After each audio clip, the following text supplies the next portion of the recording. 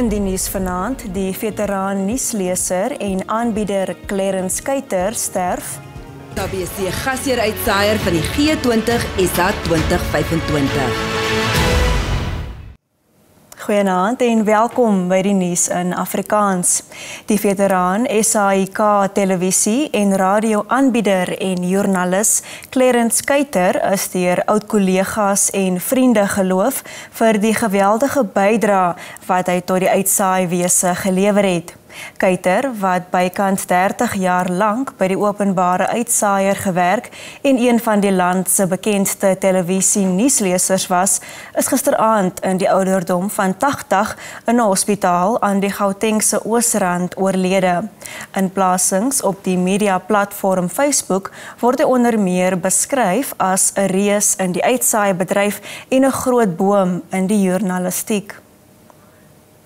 Dit was lekker geweest. Ek het baie goeie ervaring opgedoen liewer. En ek kan vandag terugdink en terugkyk na 'n goeie loopbaan. Clarence Kuyter het hom in 1967 aangesluit by die destydse SAIK as radiojoernalis. Daarna was hy onder meer algemene verslaggewer, parlementêre en internasionale korrespondent en radionuusleser voordat sy gesig en stem alom bekend geword het as televisienuusleser. Wat hom veral in die kolle geplaas het, was sy regstreekse verslaggewing van die vrylating van Nelson Mandela op 11 Februarie 1990. Kuyter sou aanvanklik net 7 minute op die lug wees om verslag te doen oor die oomblik van die wêreldikoon se vrylating uit die Victor Verster gevangenis. Weens verskeie vertragings moes hy op die ou einde meer as 2 uur lank sonder enige onderbreking op kamera praat, 'n uitsending wat regstreeks na meer as 100 lande gedeeltend is. And a salute from Mr. Nelson Mandela, his wife Winnie, greeting the people outside the fences of the Victor Verster prison. That is the man who the world has been waiting to see. His first public appearance in nearly 3 decades. Kuyter het ook die 1994 verkiesing gedek voordat hy die SAIK in 1996 verlaat het. Hy word oorleef deur sy vrou Francis. 10 mense is dood en 41 ontvang behandeling in hospitale na 'n botsing tussen 'n bus en 'n vragmotor in die Vrystaat. Die botsing het tussen Bloemfontein en Botshabelo op die N8 plaasgevind.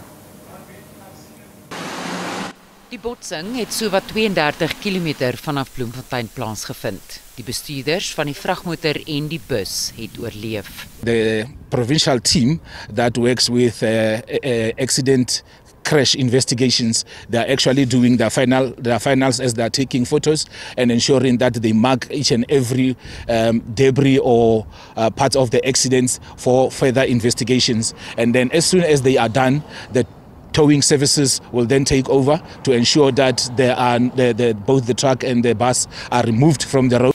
Die Vrystaatse premier, Makween Letsoa Matia, het haar medelee met die families betuig. Die oorsaak van die botsing word ondersoek.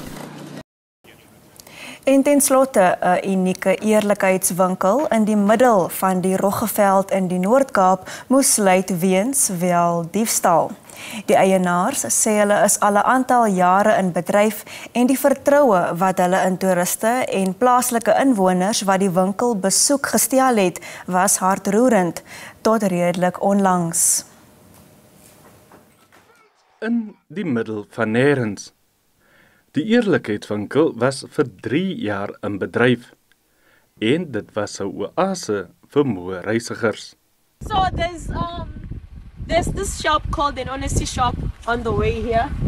So come, let me show you. So what you do is you take whatever you want to take, then you pay either by EFT, you pay bank transfers or cash. But now I'm gonna do the cash thing. Come, let me show you. Let me show you what's on stock.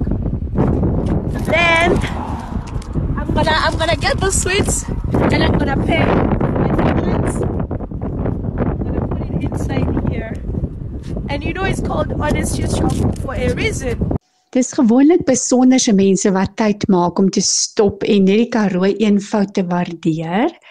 Daar is niemand wat oor jou skouer loer nie. Net jy en jou gewete.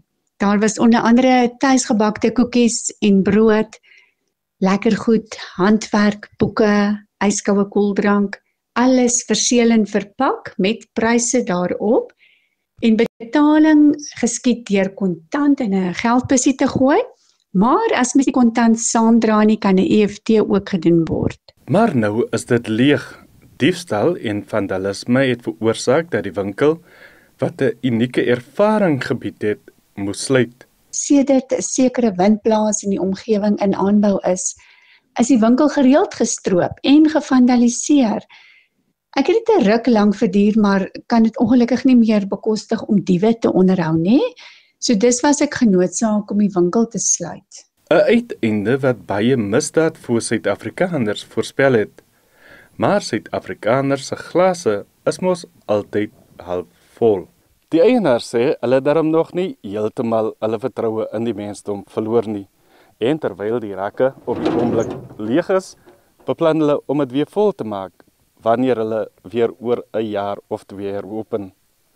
Ulrich Hendricks, SAK nuus op die R354 naby Sutherland in die Noord-Kaap. En dit is al waarvoor die nuusspan tyd het vanaand. Lekker aand verder.